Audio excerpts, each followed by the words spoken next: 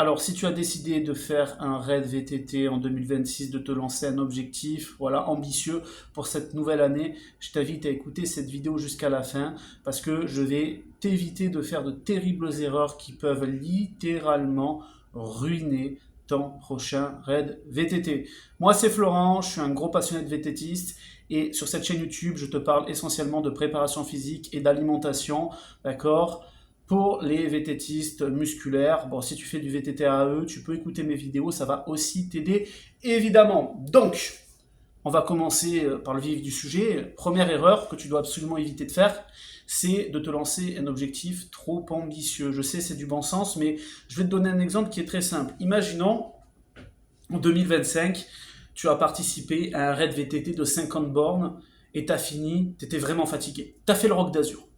Tu as fait le Roc d'Azur, je prends des exemples, hein, et à la fin, tu sais, tu t'es chopé des crampes. Voilà, voilà, hein, sur les derniers kilomètres, tu t'es chopé des crampes, ou alors tu n'as pas eu de crampes, mais tu as fini, tu étais bien fatigué, d'accord? Tu étais voire même épuisé, hein, tu as mis plusieurs jours à t'en remettre, etc. Bref. Ça, c'était en 2025, octobre 2025. Imaginons que cette année, tu décides de faire les chemins du soleil. Chemin du soleil, raid de plusieurs jours, très dur, très exigeant. Ben là, par exemple, tu vas foirer ton raid VTT d'avance. Pourquoi? Parce que tu peux pas en aussi peu de temps passer du niveau où le Roc d'Azur ça a été dur pour toi, t'as fini, t'étais épuisé, à les chemins du soleil, où c'est un truc super dur de plusieurs jours. Ce qui va se passer, c'est que si tu te lances quand même dans ce genre d'aventure, tu vas pas prendre de plaisir, tu vas en chier, tu vas pas terminer. Tu vas pas terminer. Tu n'auras pas assez de temps pour progresser. Tu as une vie de famille, certainement, tu as des gosses, tu as une femme, tu as peut-être des loisirs, des amis, un travail prenant. Tu peux pas, en si peu de temps, en moins d'un an, hein, octobre, on va dire 2025, et je sais pas quelle date, les chemins du soleil, je sais pas, j'espère que c'est organisé cette année en France d'ailleurs, mais en règle générale, c'est vers fin mai, voilà, hein, si je me trompe pas, au début juin. Euh, Moins d'un an, c'est pas possible.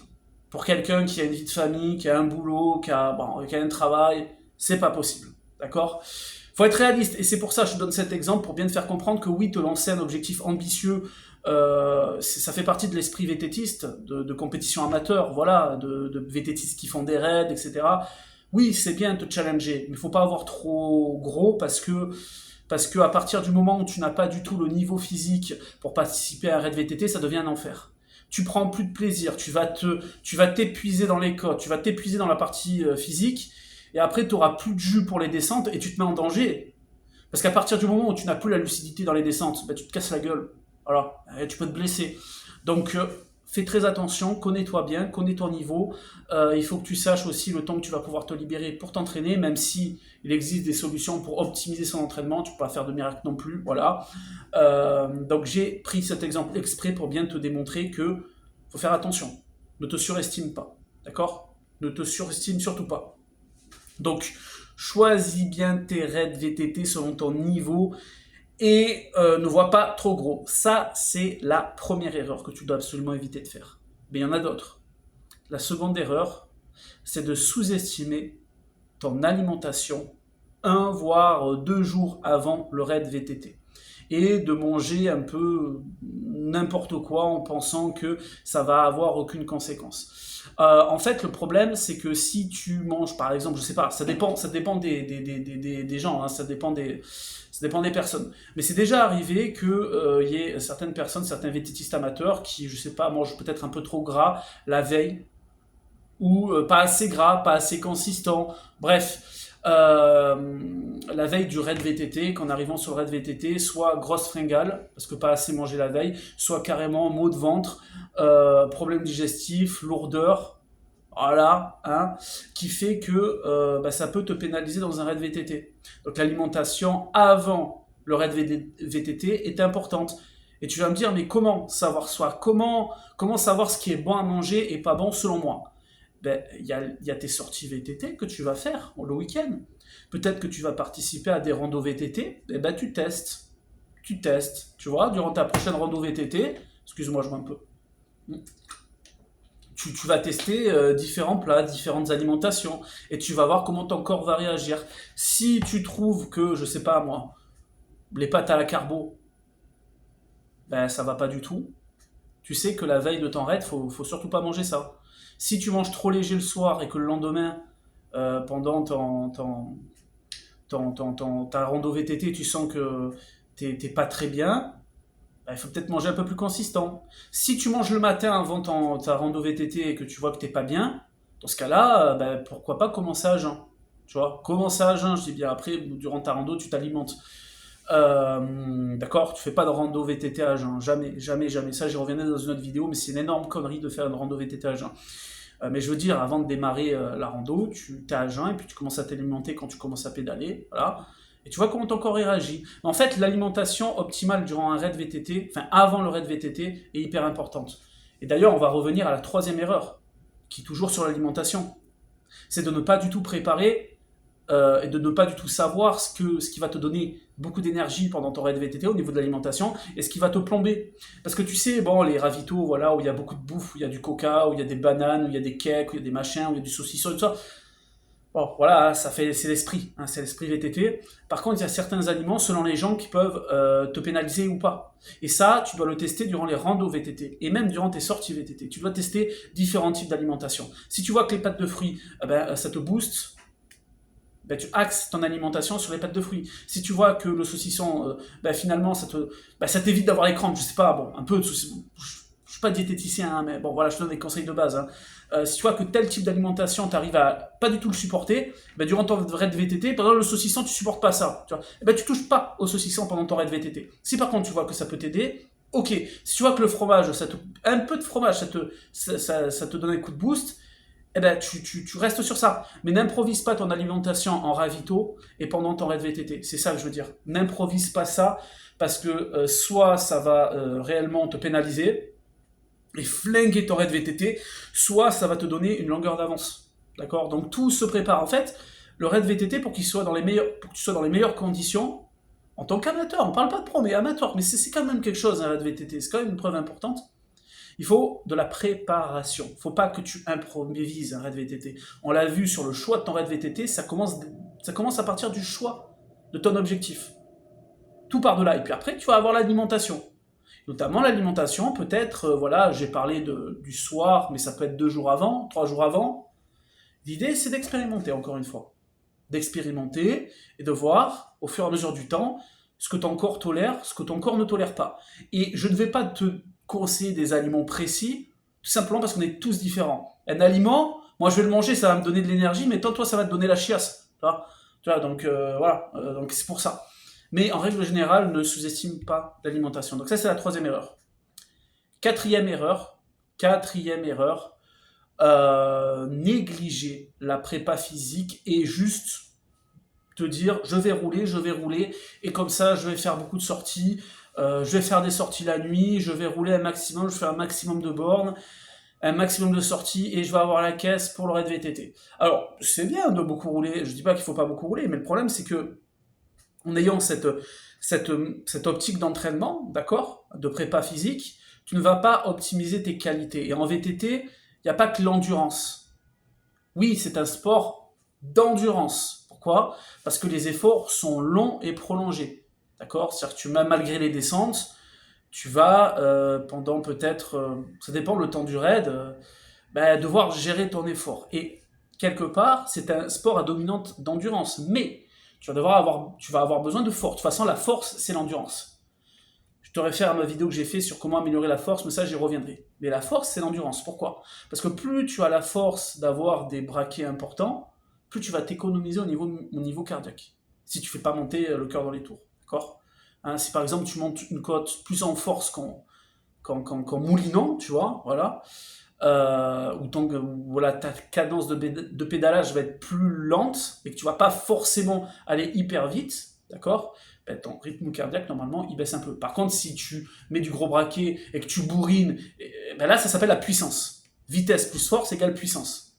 C'est-à-dire, tu mets du gros braquet, mais tu tournes vite les jambes. Là, tu es en puissance. Tu peux même te cramer. Mais si tu gères ton effort et que plutôt que de mouliner en montant une côte, en gestion d'effort, hein, pas en envoyant la puissance, Si plutôt que de mouliner à fond, tu mets un peu plus de braquet pour tourner un peu plus les jambes, logiquement, ton rythme cardiaque diminue. Après, c'est ta force musculaire qui est sollicitée. Bref, tous ces exemples, je te les donne pourquoi? Parce qu'en fait, en VTT, il n'y a pas que l'endurance qu'il faut travailler. C'est tout, les qualités. Alors quand tu vas faire des sorties, l'endurance, elle prédomine, mais il y a d'autres qualités physiques. La force, qui est égale à l'endurance, la puissance. La puissance aussi, en VTT, à un moment donné, si tu veux tenir un rythme précis, voilà, le corps va développer de la puissance. Hein. Et oui, quand tu es dans une côte ou dans un faux plat et que tu vas envoyer, là c'est de la puissance. Et cette puissance, tu vas devoir la tenir le maximum de temps possible, d'accord, sans finir complètement cramé. C'est pour ça qu'on parle de sport à dominante d'endurance. Mais bref, je ne veux pas te perdre par rapport à ça. Là, je suis en train de rentrer dans un truc un peu compliqué. J'espère que tu vas comprendre. Mais l'erreur, c'est de vouloir faire que des sorties et de vouloir de travailler ta condition physique uniquement en faisant des sorties VTT, uniquement en faisant des bornes, du kilométrage. Voilà. Tu vas avoir une endurance en faisant ça, c'est sûr, mais ça va te prendre beaucoup de temps. Et l'idée, c'est d'optimiser le temps que tu vas avoir, parce que tu vas pas avoir non plus, voilà, à part faire des sorties la nuit, oui, mais bon, ton temps est précieux, très précieux, parce que tu as une vie de famille et compagnie, hein, d'accord? Donc l'idée, ça va être d'apprendre à travailler des qualités spécifiques. L'idée, ça va être, pendant certaines sorties VTT, pendant certains passages, de travailler la force. Puis, dans d'autres sorties, tu vas travailler la puissance. D'accord? Et le VO2 max. C'est la puissance max. Parce que quand tu travailles la puissance, c'est pas la même chose que travailler la puissance max. Puissance max, tu fais du 30-30. 30 secondes d'accélération à bloc, à fond, 30 secondes de repos, 30 secondes d'accélération. C'est le fameux 30-30. Si tu travailles la puissance, on n'est pas là-dedans. La puissance, c'est plus du 2 minutes, 2 minutes, ou 5 minutes, 5 minutes, 5 minutes, où tu vas pas aller à fond, mais tu vas aller quand même à... Après, voilà, je vais pas rentrer dans les détails, mais bon, voilà, tu vas devoir tenir un gros rythme pendant 5 minutes. Donc là, tu es en puissance, mais c'est pas la même puissance que tu vas mettre dans du 30-30. Le 30-30, c'est à fond. 5 minutes, de fractionner, tu tiens, ou 10 minutes, hein, tu tiens un rythme très important. Tu es dans de la puissance. Mais tu n'es pas dans la puissance max. Mais tu vois, je te donne des exemples là, en fait, pour t'expliquer que pour avoir la meilleure condition possible pour réussir ton raid VTT, tu dois faire quelque part des entraînements, tu vas être obligé d'en passer par là, où tu vas travailler des qualités spécifiques. Et je te parle d'entraînement, mais tu peux, durant ta sortie, à un moment donné, pendant 15 minutes, faire de la force. N'essaye pas de travailler plein de qualités différentes durant ta sortie. Non, tu fais ta sortie, tu dis, bon là, je vais devoir travailler la force. Donc je vais faire, pendant ma sortie, dans certaines sections de ma sortie, je vais travailler la force. Et puis, la semaine d'après, tu vas te dire, ben là, je vais travailler plutôt la puissance, max. Et puis dans d'autres sorties, je vais peut-être travailler la puissance. Et c'est comme ça que petit à petit, tu vas améliorer tes qualités physiques, individuellement. Et c'est ça qui va te permettre de progresser beaucoup plus rapidement. Parce que si tu fais des sorties, si tu avales du kilomètre, en fait, tu ne pourras pas travailler spécifiquement ces qualités. Et du coup, tu vas progresser, tu vas avoir une bonne endurance, mais quand il va falloir franchir des côtes très dures durant ton raid VTT, quand il va falloir mettre du rythme, le problème c'est que ton corps ne sera pas préparé à l'effort spécifique de ton raid VTT, parce que tu n'auras pas travaillé individuellement les qualités dont tu as besoin, les qualités physiques, et du coup tu vas te cramer. Et c'est pas parce que tu fais des raids VTT, plein de raids VTT, plein de sorties, que forcément ça va optimiser ton entraînement. La seule chose qui optimise l'entraînement pour avoir une bonne condition physique, c'est l'entraînement qualitatif. Bon, je me mélange trop, mais bon, je ferai une autre vidéo de toute manière vis-à-vis de ça. Ensuite, parce que là on a parlé, et ça c'est la 3e ou 4e erreur, c'est la 4e erreur dont je t'ai parlé, voilà. Mais il y a une 5e erreur qui rejoint l'entraînement, c'est ne pas savoir planifier son entraînement. C'est quoi ne pas savoir planifier son entraînement? C'est que on ne fait pas n'importe quoi. D'accord? Quand on veut avoir la meilleure condition physique en VTT. La planification, c'est comprendre que tu ne progresses pas durant tes sorties VTT, tu ne progresses pas durant tes séances spécifiques de VTT, tu vas progresser au repos. Mais après tes séances, oui, voilà, donc tu vas casser de la fibre musculaire, tu vas vider tes réserves d'énergie durant la séance d'entraînement, durant ta sortie, et c'est uniquement pendant le repos, d'accord, que tu vas reconstruire de la fibre musculaire et t'améliorer. Dans le domaine de la musculation, c'est très connu ça. Voilà. Et puis après, tu vas pouvoir progresser comme ça. Mais ce genre de choses, ça se planifie. D'accord? Et en plus, on ne va pas dans le même mois travailler la force et en même temps la puissance. Et en même temps la puissance max. Ça n'a aucune logique. D'accord? La logique, c'est de réussir peut-être pendant 6 semaines à travailler l'endurance, puis ensuite à travailler la force, puis ensuite à travailler la puissance max et la puissance. Et il faut réussir à planifier ça. Exemple, janvier-février, endurance force. Février et mars, puissance max. Avril-mai, puissance. Par exemple. Tu vois? Et là, ça va te faire un bloc qui peut être réellement très intéressant. À titre d'exemple. Mais il y a plusieurs façons de gérer son entraînement. Mais l'idée, c'est de bien planifier pour ne pas faire n'importe quoi et pour laisser la possibilité au corps de bien récupérer. Parce que c'est la récupération qui te fera progresser. Et quand tu planifies bien, tu récupères bien. Voilà. Tout simplement. Donc ça aussi, pareil. C'est quelque chose de très important et après, c'est par rapport à l'expérience que tu sais comment ton corps réagit, toujours pareil. Il y a des plans d'entraînement qui existent aussi, qui peuvent t'aiguiller, hein, qui peuvent te faire gagner du temps. Moi, je t'invite à te renseigner auprès d'entraîneurs, peut-être, qui ont de l'expérience, de ne pas hésiter à discuter avec des pratiquants qui ont déjà fait des raids, qui ont déjà planifié. Moi, je t'ai donné un exemple de planification.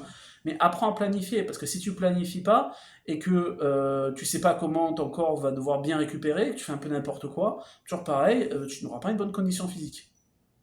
Tu vas avoir une condition physique, mais tu vas subir ton raid VTT. Sixième erreur, ou avant-dernière erreur, se cramer, vouloir en faire trop. Voilà, vouloir en faire trop, beaucoup trop. D'accord? Et notamment, quelques semaines avant le raid VTT. On sait comment dire, excuse-moi, la nature humaine est faite qu'on on s'inquiète toujours, enfin on se fait toujours du souci la veille des événements, voilà. Hein. Là peut-être que ton raid VTT c'est dans 6 mois, dans 5 mois, dans 4 mois, donc tu prends pas trop ça au sérieux, mais plus les semaines avancent, et plus tu penses à ton raid VTT, et du coup tu vas en faire plus, toujours plus, tu vois. Ça, le problème, c'est que tu vas te cramer. Et tu vas arriver complètement cramé durant ton raid VTT. Tu vois par exemple, tu décides une semaine avant de faire une grosse rando. Une grosse rando pour la prépa. Tu vois, tu te dis, ah ouais, là, je vais faire une grosse rando de 60 bornes. De toute façon, mon raid VTT, il fait 40 bornes. Donc voilà, je vais finir, après j'ai une semaine, je fais rien pendant ma semaine. Mais là, grosse rando VTT. Tu vas te cramer. Tu vas arriver au raid VTT cramé. Surtout si la grosse rando de 60 bornes, tu finis complètement par terre. Tu vois. Hein. Aussi, faire des sorties VTT, un max de sorties VTT avant ton raid, non. Et encore une fois, toujours en faire trop juste avant le départ de ton raid VTT, voilà, quelques semaines avant, tu décides d'augmenter le volume d'entraînement, le volume de sortie, ton corps, il va pas avoir le temps de récupérer. Le corps, le corps met du temps à récupérer. Et plus tu es âgé, plus ça va être de temps. Tu vois, donc ça aussi, c'est une autre erreur. C'est de vouloir tout simplement faire trop juste avant le raid VTT, de ne pas laisser le corps récupérer, ou carrément de vouloir en faire trop tout court. De te dire, plus je m'entraîne, plus je serai prêt pour le raid VTT. Non. C'est plus tu t'entraînes de manière qualitative, plus tu seras prêt pour ton raid VTT. Et plus ton entraînement va se rapprocher des efforts que tu vas réaliser durant ton raid VTT, plus tu seras prêt. Et surtout, arriver frais durant ton raid VTT. Donc moi, ce que je recommande, c'est vraiment peut-être 2 semaines ou 3 semaines avant le raid VTT, de baisser la charge d'entraînement. Allez, 2 semaines. Mais 3, tu baisses la charge des sorties. Tu continues à faire des sorties, mais tu baisses. tu mets toutes tes chances de ton côté pour être frais, vraiment frais durant le raid VTT. C'est pas à 2 semaines de ton raid que tu dois être complètement épuisé, hein, que tu dois faire des sorties ou à la fin tes limites, t'as limite les crampes. Non, non, non, non, non, non. Hein. Voilà, hein, je vous ai partagé les 6 erreurs. Alors, je sais que cette vidéo, bon, elle a duré plus de 20 minutes d'ailleurs. Elle est un peu abstraite, je sais qu'elle part dans tous les sens. J'espère que vous allez vous y retrouver. Je fais aucun montage, j'aime pas faire les montages, voilà. Donc, encore une fois, c'est une vidéo. J'en referai d'autres, hein, de toute manière, hein, si celle-là, elle est pas très bien. Si vous voulez plus de conseils, n'hésitez pas à me rejoindre sur mon canal WhatsApp. Le lien, il est dans la bio. Voilà, je vais publier prochainement des audios pour vous aider davantage à préparer vos raids VTT. Ok? Allez, on se retrouve dans une prochaine vidéo. Salut!